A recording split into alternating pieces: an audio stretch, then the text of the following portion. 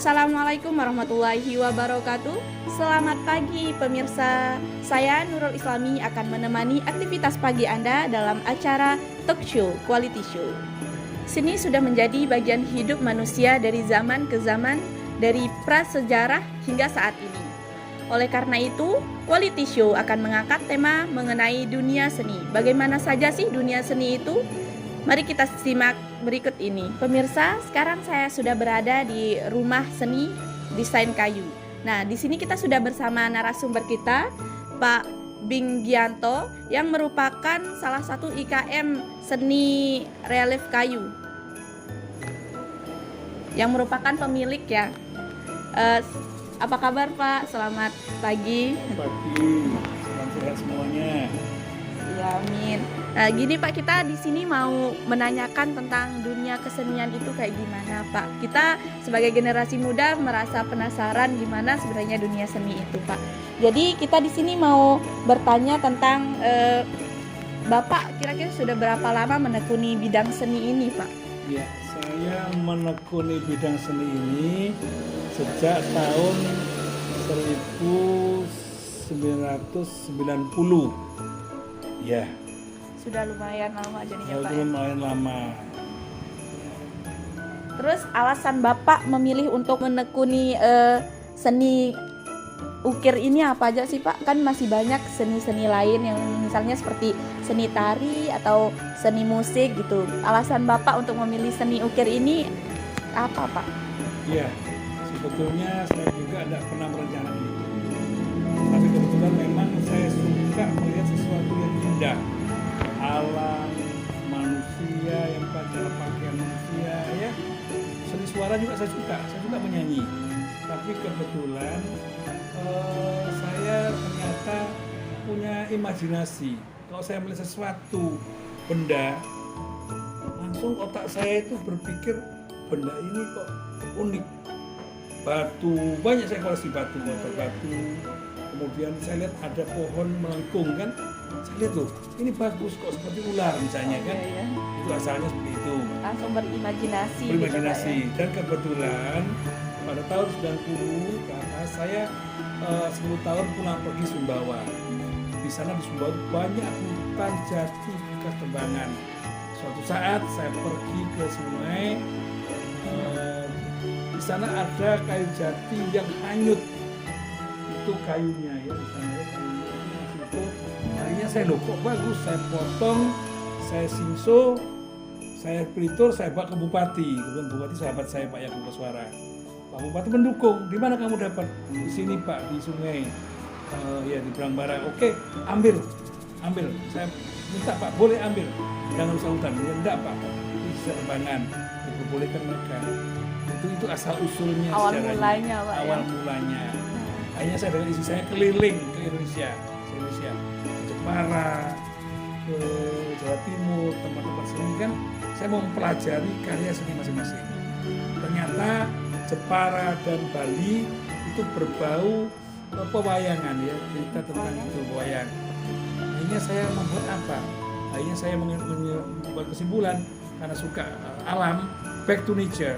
Memang saya suka dengan gunung, maunya yang alam. Jadi ambil seni dari alam. Iya, back to nature, kembali ke alam.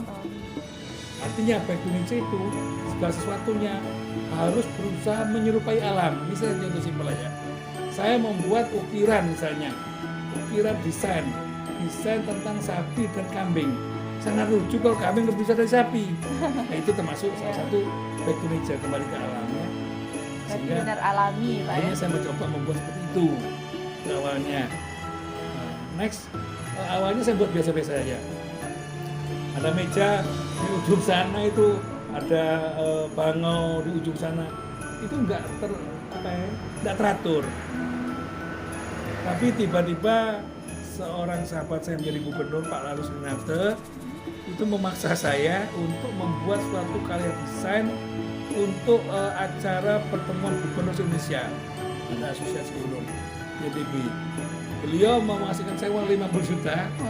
Ini tolong buatkan untuk SBY. Mau datang kan buat acara itu. Saya lupa tahunnya. Kemudian saya, ya makanya saya katakan ini ya itu dari Tuhan. Saya berpuasa 1 minggu. Pengukir saya tahu. Dan puasa saya memang puasa model Jawa. Hanya makan 1 hari selama tidak minum juga hanya maghrib saja berbuka. Selama seminggu saya puasa itu. Alhamdulillah malam-malam tiba-tiba saya agak besar pas saya melihat punya bayangan muncul judul ya apa namanya itu NTB desainnya Bumi Gora. Saya bingung, jam 2 saya bangun apa Bumi Gora, tapi kebetulan saya memang suka turun lapangan. Itu ada berhasilnya tanaman Bumi Gora kan sawah. Akhirnya saya buat desain di sana seolah-olah NTB itu satu, mulai dari Lombok sampai Bima. Dan saya memang suka keluyuran, saya tahu betul jalan-jalan. Akhirnya saya buat desain gabungan seolah nyatu ya tentang Bumi Gora. Ada masjid yang menghadap ke barat semua, ada rumah adatnya, ada sawah, ada masjid yang di sini yang di apa namanya? Islamik saya. Belum Islamik. Itu namanya apa itu? Itu saya buat semua. Masa ada sarang burung dan alhamdulillah disukai sama SBY. Udah dibawa. Dibeli langsung ya, dibawa ke Cikeas dan saya kawal langsung ke Cikeas itu. Berarti ini Pak bukan semata-mata untuk membuat bisnis ya Pak ya, tapi emang benar-benar hobi, terus jadi banyak yang suka, terus banyak yang pesan gitu Pak ya? Iya, awalnya hobinya biasa, saya buat kura ya, disukai sama Menteri Keuangan. Aduh saya lupa namanya waktu dia, diminta dibeli sama dia. Tapi tidak pernah membuat suatu global. Ya, gara-gara Pak Sedato, saya buat suatu global, menjual suatu cerita global. Ya, cerita tentang masyarakat NTB. Setelah itu karya saya seperti itu terus. Akhirnya saya mulai menghayati ini perlu filosofis. Misalnya rajin pangkal pandai, hemat pangkal kaya kan. Iya. Ada kura di sana kan. Kura saling menolong kan, saling mengumpulin uang kan. Jadi semua itu ada deskripsinya. Bisa diambil filosofis, bisa dari cerita rakyat ya. Kita semuanya ada ceritanya. Dan yang bagus saya buatkan hak cipta, hak desain banyak itu satu album. Ya. Berarti ditaruh ke album gitu Pak ya, biar ada jadi kenang-kenangan gitu. Oh iya, itu kenang-kenangan. Kalau hasil karyanya masih ada di sini Pak? Ada sedikit. Yang lainnya sudah di SBY, sudah di Gubernur Sutioso, beberapa pengusaha Jakarta, bahkan ada Singapura ya, bahkan ada di Netherlands satu. Ada enggak pernah namanya semua berarti sampai pembelinya. Luar negeri Pak ya? Sampai, tapi tidak pernah ekspor langsung. Ada seorang pengumpul itu suka mengumpul ke saya, dia beli, dia jual kembali, dia kirim melalui kontainer waktu itu kan kurang ketat, kontainer dikirim ke luar negeri, ke Singapura dan banyak ya. Tapi mereka yang beli itu langsung ketemu sama Bapak? Oh iya, dia kemari, bahkan saya punya meja di Mori bagus Iya. ketika menceritakan tentang kehidupan 3 agama yang di utara. Iya. Hindu kan, ada Wati Telu kan, Iya. saya buat itu bagus. Memang mejanya segini kan ukuran. Di sana ada masjid, itu disukai sama mereka. Diambil tuh? Padahal saya sayang itu, dipaksa dibeli. Kita tidak bisa melihat jadinya Iya. Pak. Pasti bagus sekali. Terus Pak, kalau dalam hal ini pasti ada suka dukanya kan Pak. Kira-kira apa aja sih yang paling Bapak rasakan saat melakukan ini? Gini, bisnis ini? kesulitan kita tuh harus tahu pasar yang dituju, target sasaran pasar. Karena itu kebetulan saya waktu kuliah saya suka sekali ilmu strategi pemasaran. Jadi misalnya kita mau menjual ke wilayah Muslim, apa mungkin saya buat cerita Hindu? Nonsense. Iya. Ke Harus China sesuai. di Jakarta, saya buat cerita tentang China. Mereka membeli juga. Tapi kita tidak fanatis semua agama. Harus Islam enggak. Kalau orang Islam minta, ada saya buat. Seperti Tuan Guru Bajang. Setelah dia lihat ukirannya SBY, tolong pengen buatkan saya model SBY. Tapi tidak ada nyawa. Saya buatkan yang tidak ada nyawa sama sekali. Ya tentang NTB juga, tapi senggigi saya ekspos. Ada di Pendopo, Gubernuran ada. Berarti kalau yang di Bapak ini lebih ke alamnya Pak Back ya? to nature kembali. Back to nature, tergantung selera pasar. Ya.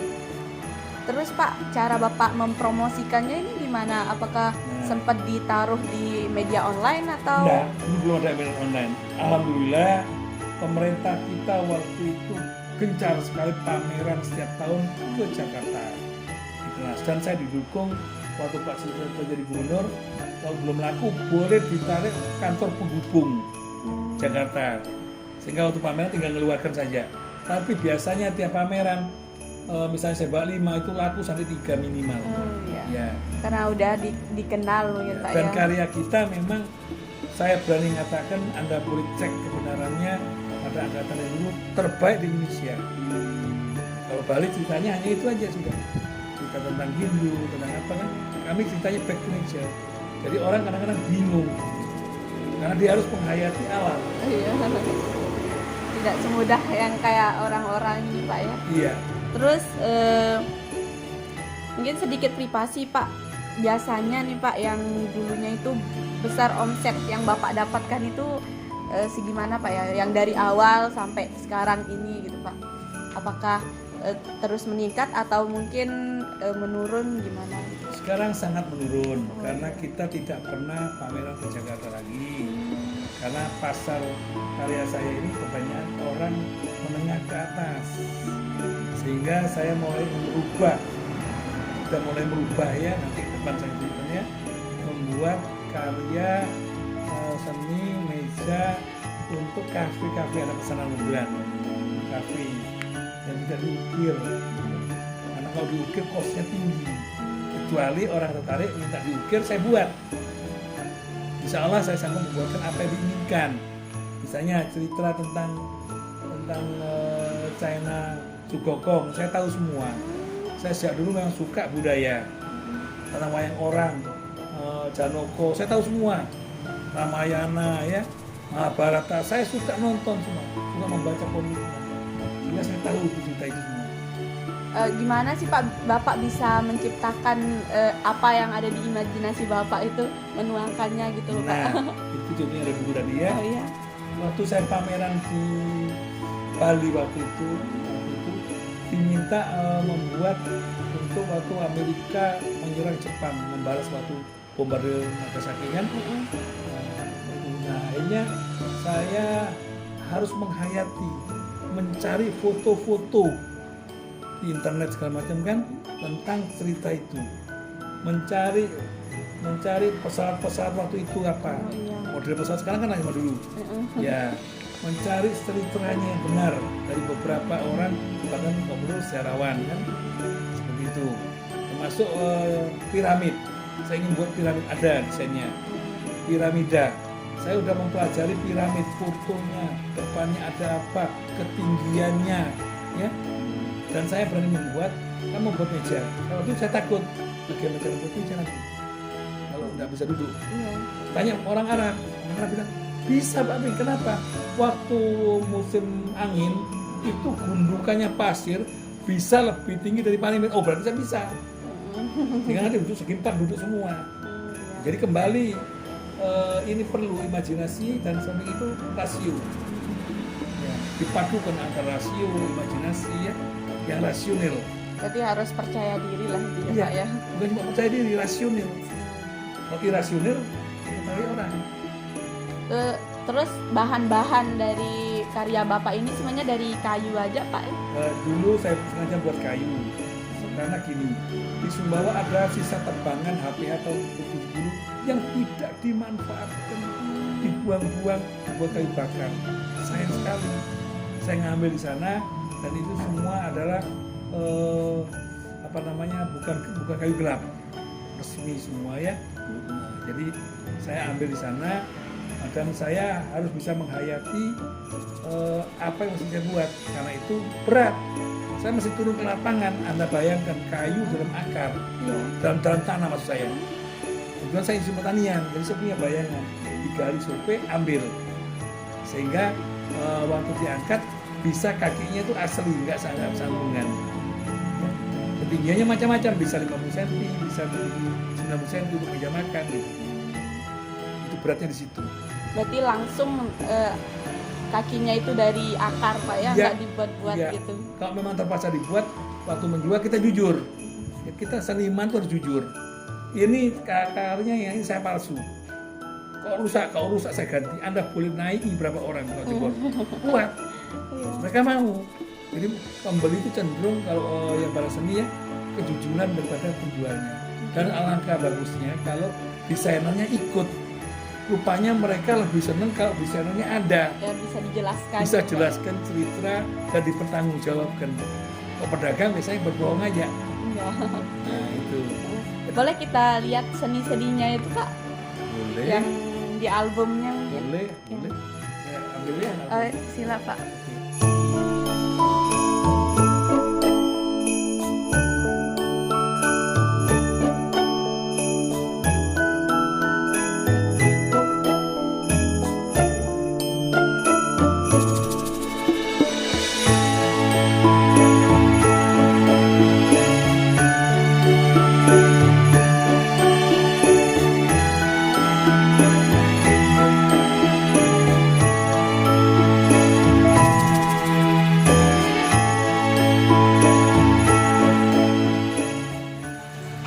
Terima kasih kepada pemirsa yang telah menonton Quality Show di pagi hari ini. Wah, itu tadi obrolan kita bersama Bapak Bing Gianto yang merupakan salah satu pemilik IKM Seni Relief Kayu. Nah, jadi kesimpulan yang kita dapat untuk teman-teman yang memiliki hobi harus selalu diyakini, harus berserah diri kepada Allah Subhanahu wa taala dan selalu berusaha untuk bisa menggapai hobi yang Anda miliki. Terima kasih juga kami ucapkan kepada Bapak yang telah mengisi acara kita pada pagi hari ini. Ya, sama-sama. Semoga bermanfaat bagi kita semua. Terima kasih. Akhir kata, saya Nurul Islami undur diri. Wassalamualaikum warahmatullahi wabarakatuh.